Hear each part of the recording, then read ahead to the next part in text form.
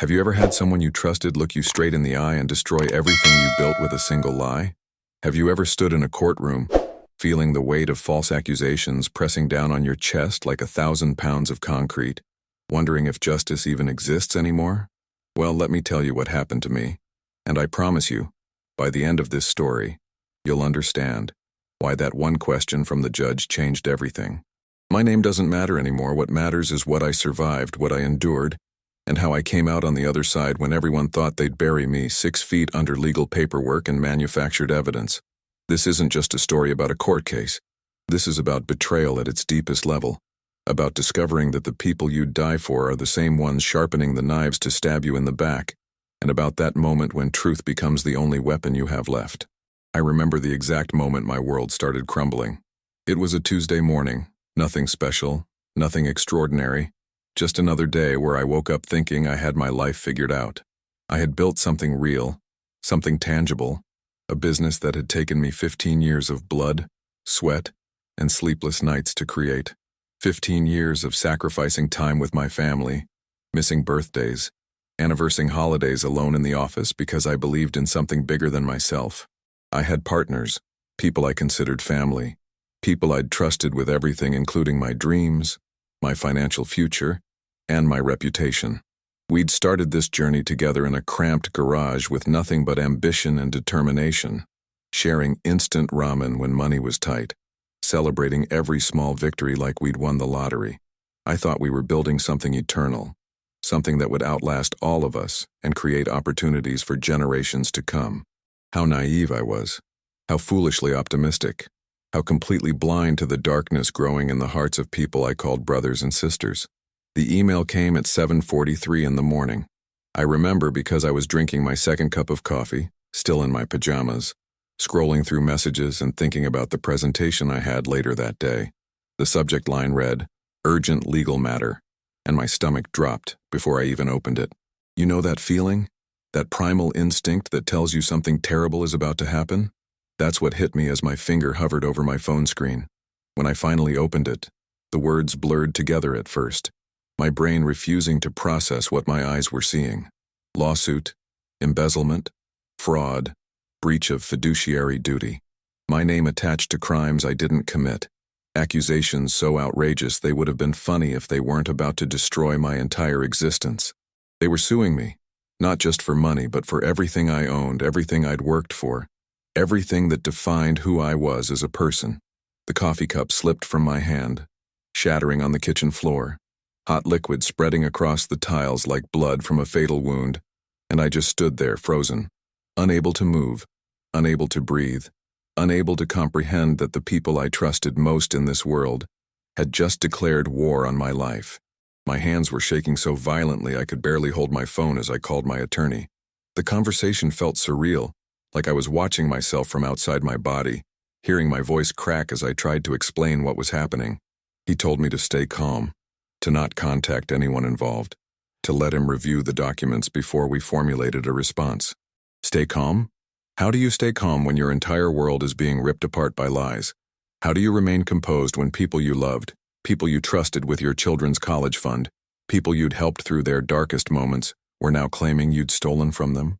The irony was suffocating, absolutely suffocating, because I was the one who had invested my personal savings to keep the company afloat during tough times. I was the one who had taken pay cuts so employees could receive their bonuses. I was the one who had sacrificed everything for a vision we supposedly all shared. And now they were painting me as the villain, as the thief, as the monster who had betrayed everyone's trust. The next few weeks became a nightmare I couldn't wake up from. Every morning I opened my eyes hoping it had all been a terrible dream, but reality crashed down on me with renewed cruelty each time. The lawsuit was public record, and suddenly my reputation, carefully built over decades of honest work, was being torn to shreds in whispers and rumors. Former colleagues avoided eye contact when they saw me at professional events. Friends I'd known for years suddenly became too busy to return my calls. My children came home from school crying because other kids had heard their parents talking about the lawsuit, about how their father was a criminal, about how we'd probably lose our house and end up on the streets. I held my daughter that night as she sobbed into my chest, asking me why people were saying such horrible things about me. and I had no answers that could comfort her. I just stroked her hair and promised her everything would be okay, even though I wasn't sure I believed it myself. The guilt of putting my family through this was almost worse than the accusations themselves. Watching my wife's face grow more drawn and exhausted each day, seeing the worry lines deepen around her eyes, knowing that my trust in the wrong people had brought this suffering into our home. I spent countless hours with my legal team, going through every document, every transaction, every email exchange from the past 15 years. We built spreadsheets, compiled evidence, constructed timelines that proved beyond any doubt that I hadn't taken a single penny that wasn't rightfully mine. In fact, the evidence showed I'd consistently put the company's interests above my own financial gain, sometimes to my own detriment. But my attorney warned me that truth and justice don't always align in courtrooms, that perception often matters more than reality, that a good story can sometimes defeat facts. They had hired expensive lawyers, the kind who specialize in corporate litigation, the kind who know exactly how to manipulate narratives and create doubt. They had deep pockets now, ironically funded by the very company I'd helped build, while I was draining my savings account to afford legal representation. Every billable hour felt like another piece of my future being sold off to defend myself against lies. The depositions were brutal, absolutely brutal. Sitting in those sterile conference rooms with fluorescent lights buzzing overhead, answering the same questions over and over again while their attorneys tried to twist my words into admissions of guilt. They'd ask about specific transactions from 8 years ago, expecting me to remember details that any reasonable person would have forgotten, then act suspicious when I couldn't provide instant answers. They questioned my integrity, my character, my motives for every single business decision I'd ever made. One attorney, a sharp-faced woman with cold eyes, actually suggested that my charitable donations had been a cover for money laundering. Charitable donations. Money I'd given to children's hospitals and homeless shelters, they were trying to spin it as evidence of criminal activity. I wanted to scream, to flip the table, to demand how they could sleep at night knowing they were destroying an innocent person's life for a paycheck, but I sat there calmly, answering every question with measured responses, because losing my temper would only play into their narrative that I was unstable and dishonest. There were moments, dark moments in the middle of the night, where I questioned everything about myself. Was I somehow responsible for this? Had I been blind to warning signs? Should I have seen this betrayal coming? I replayed every conversation, every meeting, every decision, searching for the moment where things went wrong, where loyalty turned to greed, where friendship became enmity. My wife found me one night at 3 a.m, sitting in my home office in the dark, just staring at old photographs of the early days, back when we were all young and hungry and believed we were going to change the world together. She didn't say anything, just sat down next to me and held my hand, and we stayed like that until the sun came up, two people trying to find strength in each other while everything around us fell apart. She never once doubted me, never once questioned my innocence, and that faith, that unwavering belief became my lifeline when I wanted to give up. Because I did want to give up, I'm not going to lie to you and pretend I was strong all the time. There were days when the thought of just settling, of admitting to crimes I didn't commit just to make it all stop, seemed like the easier path. My attorney had explained that we could negotiate a settlement, I could pay them some money, sign some papers accepting partial responsibility, and it would all go away. No more legal fees draining our bank account, no more sleepless nights, no more watching my children suffer because of this nightmare. But every time I seriously considered it, something inside me rebelled against the injustice of it all. Why should I let them win? Why should I let lies triumph over truth? Why should I give them the satisfaction of destroying me when I'd done nothing wrong? The anger that thought provoked became fuel for my determination, transforming despair into resolve, weakness into strength. I decided that if they wanted to destroy me, they'd have to do it in front of a judge and jury, with all the evidence laid bare for everyone to see, because I wasn't going down without a fight. Preparing for trial consumed my entire existence. Every spare moment was spent reviewing documents with my legal team, preparing testimony, anticipating their arguments, and formulating responses. We discovered inconsistencies in their claims, evidence that contradicted their timeline of events, emails that proved they'd been planning this betrayal for months before actually filing the lawsuit. One particularly damning email exchange showed them discussing how to maximize the damages they could claim, how to present the narrative in the most favorable light, language that made it clear this wasn't about justice or recovering stolen funds. This was about greed and destroying me in the process. My attorney was confident we could win, but he also warned me that courtroom outcomes are never guaranteed, that unexpected things happen, that we needed to be prepared for any possibility. That uncertainty was terrifying, knowing that my entire future, my family's security, my reputation, everything hung in the balance of what 12 strangers would decide after hearing both sides present their cases. The night before the trial started, I couldn't sleep at all. I lay in bed staring at the ceiling, my mind racing through every possible scenario, every potential question, every way things could go right or catastrophically wrong. My wife was beside me, her breathing slow and steady, and I envied her ability to find peace even in the midst of chaos. I kept thinking about my children, about the legacy I wanted to leave them, about whether they'd remember me as someone who stood up for truth or someone who got crushed by false accusations. Would they be proud of me regardless of the outcome? Would they understand that sometimes doing the right thing means risking everything? I prayed that night, something I hadn't done since I was a child, asking whatever higher power might be listening to please let justice prevail, to please not let evil triumph over innocence, to please give me the strength to face whatever was coming with dignity and courage. When dawn finally broke, I felt exhausted but strangely calm, like a soldier heading into battle knowing that retreat is no longer an option. Walking into that courthouse for the first day of trial felt like entering a different dimension where normal rules didn't apply. The building itself was imposing, all stone and marble and echoing hallways that made every footstep sound like a judgment. Security checkpoints, metal detectors, stern-faced guards who looked at everyone like potential criminals. It all contributed to this atmosphere of intimidation and power.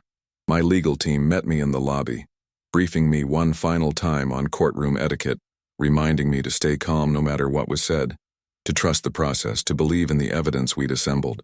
Then we walked through those heavy wooden doors into the courtroom, and I saw them for the first time since this nightmare began.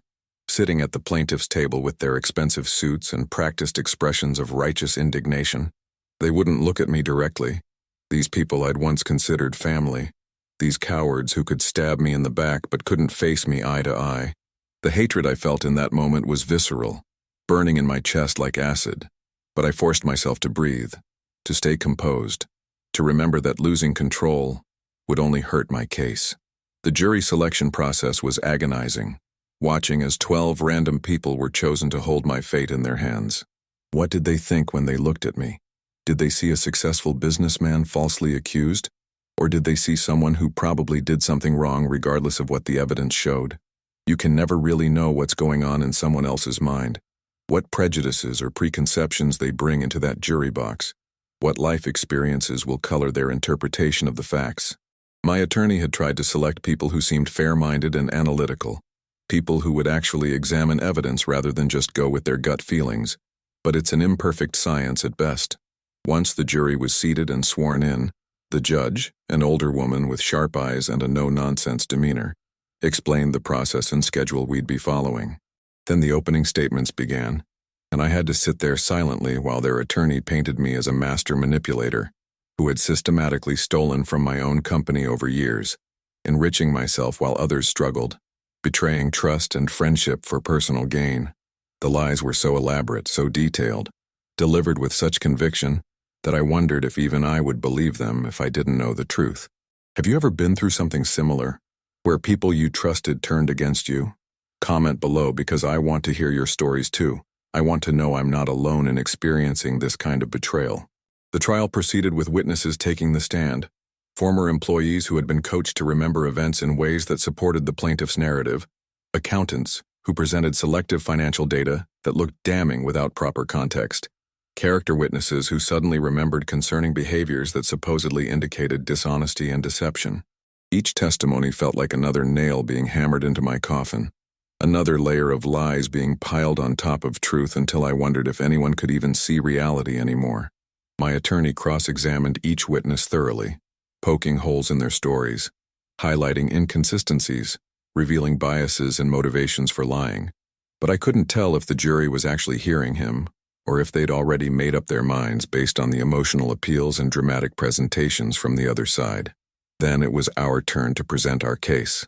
to show the evidence we'd meticulously compiled, to tell the truth in all its documented, verifiable, undeniable glory.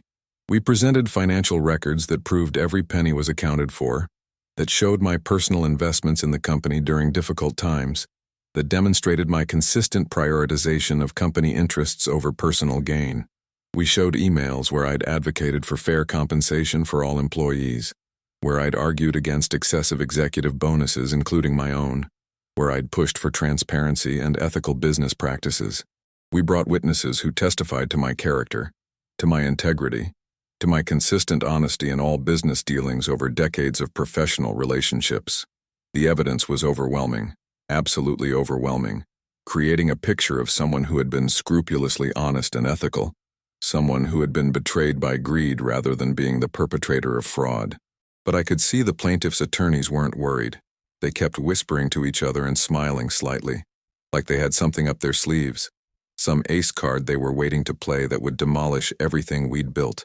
The trial stretched on for days that blurred together into an exhausting marathon of testimony, evidence presentation, legal arguments, and procedural delays. Each morning I put on my suit, straightened my tie, looked at myself in the mirror, and gave myself a pep talk about staying strong, about maintaining faith in justice, about not letting them see me break. Each evening I came home drained, emotionally and physically exhausted, barely able to eat dinner before collapsing into bed only to lie awake replaying the day's events and worrying about what tomorrow would bring. My wife became my rock during this period, keeping the household running, shielding our children from the worst of the stress, holding me together when I felt like I was falling apart. She'd remind me why we were fighting, what we were fighting for, that our children needed to see us stand up for truth regardless of the cost. Her strength gave me strength. Her belief gave me hope. Her love reminded me that I wasn't alone in this battle. Then came the day that changed everything, the moment that this whole nightmare pivoted on a single question that nobody saw coming. The plaintiffs had rested their case. We had rested ours. Closing arguments had been delivered with passionate intensity from both sides. The judge was giving final instructions to the jury, explaining the legal standards they needed to apply, the burden of proof required, the process for deliberations. I was sitting there resigned to waiting, probably for days while 12 strangers debated whether to believe the truth or the lies. But then the judge paused, looked down at the documents in front of her, and asked a question that seemed almost casual, almost like an afterthought, but it cut through all the complexity and got right to the heart of everything that mattered. She looked directly at the plaintiff's lead attorney and said, "Counselor, I've reviewed all the financial evidence presented and I have a simple question that I'd like answered before sending this to the jury. Can you point to a single specific transaction where the defendant personally benefited at the company's expense? Not theories, not implications, not suspicious patterns, but one actual provable transaction where money went from the company into his personal accounts inappropriately?" The courtroom went completely silent. You could have heard a pin drop on the marble floor. I watched as their attorney's face went through a rapid series of expressions, confusion, then realization, then something close to panic. He shuffled through papers on the table in front of him, whispered urgently with his colleagues, looked back at the judge and said, "Your Honor, the pattern of behavior taken as a whole demonstrates," but she cut him off. "That's not what I asked, Counselor. I asked for one specific transaction. You've presented a lot of theories and interpretations, but I'm asking for concrete evidence of actual theft. One transaction. Can you provide that?" The silence stretched out painfully as he continued shuffling papers, as his co-counsel whispered more urgently, as the plaintiffs themselves started looking worried for the first time since this trial began. Finally, after what felt like an eternity, he admitted, "Your Honor, we believe the totality of the evidence demonstrates a pattern of..." And again she interrupted. "So that's a no. You cannot point to a single specific provable transaction where the defendant stole money. Is that correct?" I felt my heart pounding so hard I thought everyone in the courtroom could hear it. My attorney grabbed my arm under the table, squeezing hard, telegraphing excitement and hope through that grip.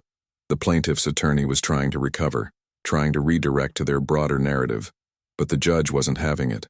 She turned to the jury and said something that I'll remember for the rest of my life. "Ladies and gentlemen, before you begin deliberations, I want you to consider what you've heard over the past week. You've heard a lot of accusations, a lot of theories, a lot of interpretations of business decisions and relationships. But at its core, this is a case about alleged theft and fraud. And as you deliberate, I want you to ask yourselves the same question I just asked counsel. Can you point to even one specific transaction where the defendant actually provably stole money from the company? If you cannot, then you need to seriously question whether the prosecution has met their burden of proof beyond a reasonable doubt. She dismissed them to deliberate, and I just sat there in shock, barely able to process what had just happened. That one simple question that had exposed the fundamental emptiness at the core of their entire case. The jury was only out for 3 hours. 3 hours after weeks of trial, after months of preparation, after a year of nightmare litigation. When they came back, I could barely breathe as I watched them file into the jury box, trying to read their expressions, trying to predict the verdict from their body language, from the way they avoided or made eye contact, from any tiny signal that might prepare me for what was coming. The forewoman stood up when the judge asked if they'd reached a verdict, and she said clearly, firmly, without hesitation, "We have, Your Honor. We find in favor of the defendant on all counts." The relief that washed over me was so intense I thought I might pass out. My attorney was hugging me, my wife was crying in the gallery behind me, and I just sat there trying to comprehend that it was over, that truth had prevailed, that justice had actually worked the way it was supposed to work. I looked over at the plaintiff's table and saw their faces, saw the shock and disbelief and anger, saw them realize that their scheme had failed, that their attempt to destroy me had backfired spectacularly. But that wasn't even the end of it. After the verdict was read and the jury dismissed, the judge asked both parties to remain. She had something to say, and her tone made it clear this was going to be significant. She looked directly at the plaintiffs and said that in her 30 years on the bench, she had rarely seen a case as lacking in merit as this one, that the evidence had clearly shown this lawsuit was not about recovering stolen funds, but about greed and malice, about attempting to force a settlement through intimidation and false accusations.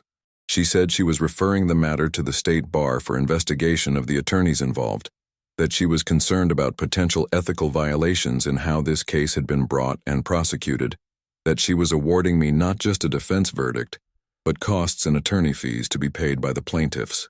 The table had turned so completely that I couldn't fully process it, from facing total destruction to being vindicated, and having my legal costs covered by the people who had tried to destroy me. It felt like some kind of fever dream. Walking out of that courthouse, I felt like I was floating. The sunlight seemed brighter, the air seemed cleaner. Everything around me felt more vivid and real than it had in months. My wife held my hand so tight I thought she might break bones, but I didn't care. I squeezed back just as hard, wordlessly communicating everything we'd been through together, everything we'd survived, everything we'd won by refusing to give up. We stood on the courthouse steps and just breathed for a moment, letting the weight of the past year finally lift off our shoulders, feeling lighter than we had in so long. My attorney was grinning like he'd won the lottery, already talking about the countersuit we could file, the damages we could seek for malicious prosecution, defamation, intentional infliction of emotional distress, all the legal remedies available to us now. But honestly, in that moment, I didn't care about revenge or countersuits or any of it. I just wanted to go home, hug my children, and start rebuilding the life that had been put on hold for so long. The aftermath of the trial brought its own challenges and revelations. Word spread quickly through our industry about the verdict, about the judge's scathing comments, about the complete collapse of the plaintiff's case. People who had avoided me started reaching out again, apologizing for their distance, claiming they'd always believed in my innocence but hadn't wanted to get involved in legal matters. I accepted their apologies, but I didn't forget who had stood by me and who had abandoned me when things got hard. You learn a lot about human nature when you go through something like this. You see who people really are when there's nothing to gain from supporting you, when association with you might actually be costly. The few friends who had remained loyal throughout the ordeal became treasured beyond measure, because they had proven their friendship wasn't conditional on my success or reputation. It was based on genuine connection and trust. The business side of things was complicated to untangle. The company I'd helped build was essentially destroyed by the internal conflict and public lawsuit. Clients had fled, employees had resigned, partnerships had dissolved, and what remained was a shell of what we'd once created together.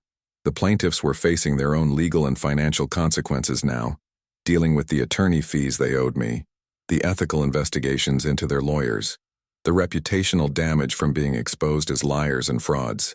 There was no satisfaction in watching them suffer, only a kind of sad recognition that greed had destroyed something that could have been great, that their betrayal had hurt everyone involved, including themselves.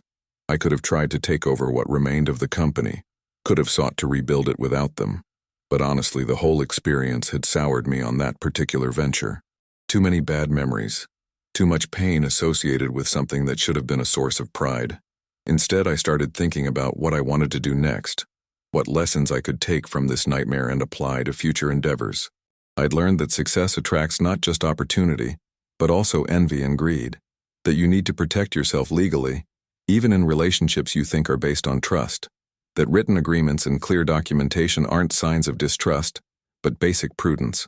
I'd learned that my capacity to endure was much greater than I'd ever imagined, that when pushed to the brink I could find strength I didn't know I possessed, that rock bottom is sometimes the solid foundation you need to rebuild something even better. Most importantly, I'd learned who I could truly rely on, which relationships were real and which were transactional, and that lesson alone was worth everything I'd been through. My children had been affected by the trial in ways both painful and surprisingly positive. They'd seen their father face false accusations with dignity, fight for truth without compromising his integrity, refuse to take the easy way out even when things looked hopeless. They'd learned that doing the right thing isn't always easy, that justice sometimes requires sacrifice, that character is revealed not in moments of comfort, but in times of crisis.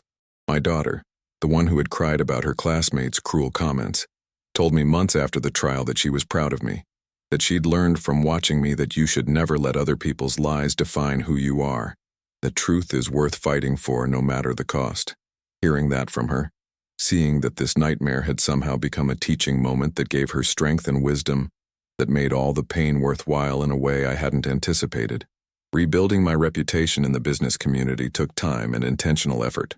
I gave a few carefully selected interviews explaining what had happened, setting the record straight about the false accusations and vindication, but I tried not to dwell on it publicly or turn it into some kind of revenge campaign. I let my work speak for itself, starting a new venture that incorporated all the lessons I'd learned from the previous experience, building it carefully with proper legal structures, clear agreements, and absolute transparency in all financial dealings. This time I was more selective about partners, more cautious about who I trusted with significant responsibility, more aware of the warning signs of greed and jealousy that can poison even seemingly solid relationships. I wasn't cynical exactly, but I was wiser, understanding that trust should be earned over time and verified through actions, not just assumed based on history or friendship.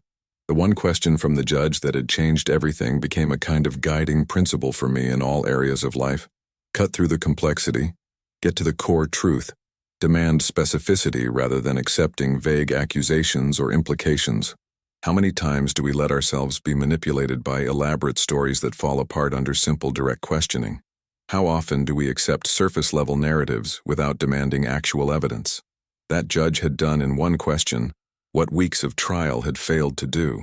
She'd exposed the fundamental emptiness of the case against me by demanding something concrete and specific. I try to apply that same principle now when evaluating business opportunities, potential partnerships, even personal relationships, asking myself what the actual concrete evidence is, what specific provable facts support the story being told, whether there's substance beneath the surface or just smoke and mirrors. Looking back on the entire experience now, with the perspective that time and distance provide, I can honestly say I wouldn't wish it on anyone, but I also wouldn't trade what I learned from it. The trial by fire, literally and figuratively, burned away a lot of illusions and false beliefs, leaving behind a clearer understanding of myself and the world. I discovered I was stronger than I knew, more resilient than I'd ever been tested for, capable of maintaining integrity even under extreme pressure. I learned that my wife's love was unshakable, that my children were watching and learning from how I handled adversity, that a few true friends are worth more than 1,000 fair-weather acquaintances. I learned that justice is possible even when it seems impossible, that truth can prevail even when it's drowning in lies, that one good judge asking the right question can change everything. If you're going through something similar right now, if you're facing false accusations or betrayal from people you trusted, if you're wondering whether fighting for truth is worth the cost, Let me tell you what I learned. First, document everything, keep meticulous records, because in the end, facts and evidence matter more than stories and emotions. Second, find your core support system and lean on them hard, because you cannot get through something like this alone. You need people who believe in you when everyone else doubts. Third, never ever compromise your integrity even when settling seems easier, because living with the truth is easier than living with a lie, and your self-respect is worth more than any amount of money or temporary peace.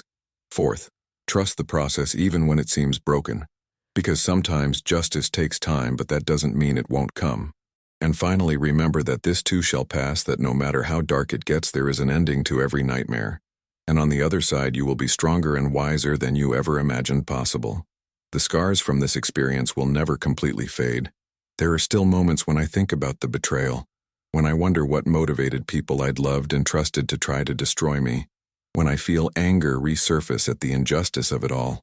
But those moments are becoming less frequent and less intense as time goes on, replaced by gratitude for what I survived and learned, appreciation for the people who stood by me, excitement about building something new with wisdom earned through suffering.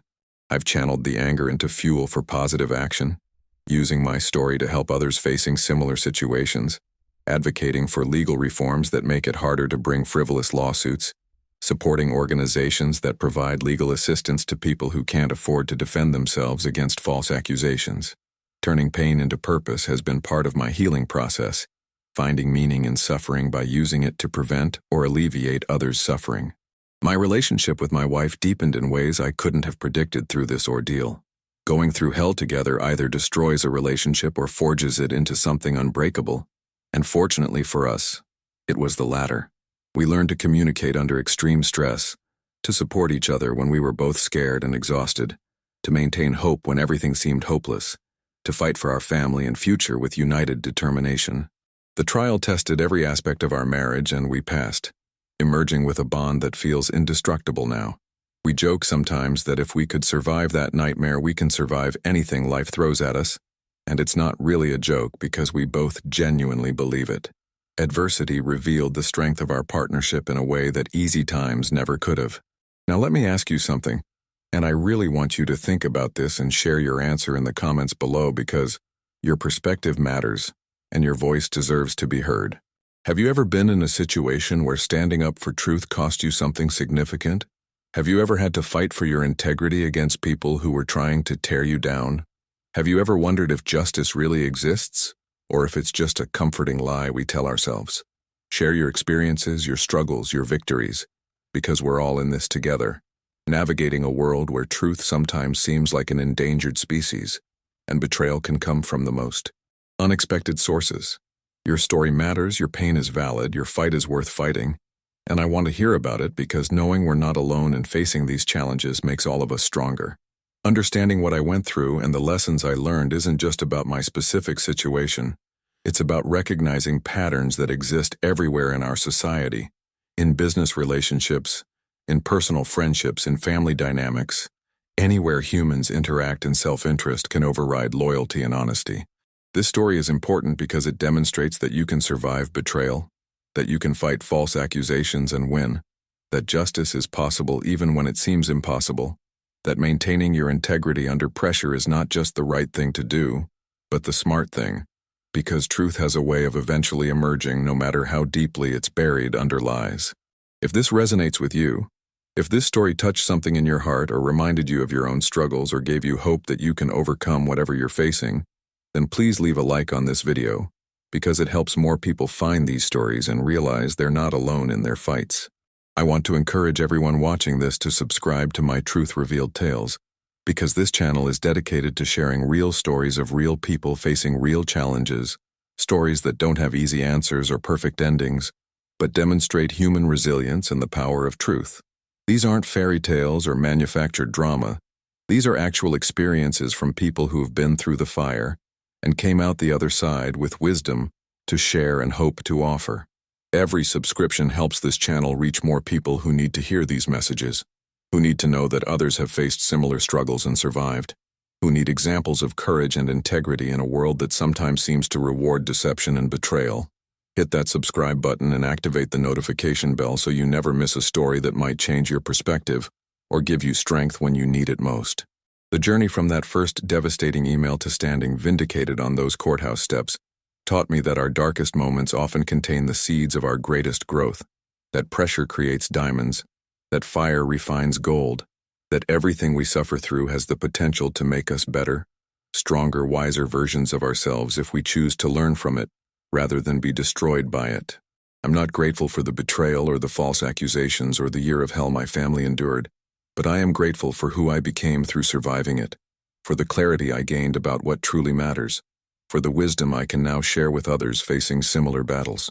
Your struggles are not meaningless. Your pain has purpose even if you can't see it yet.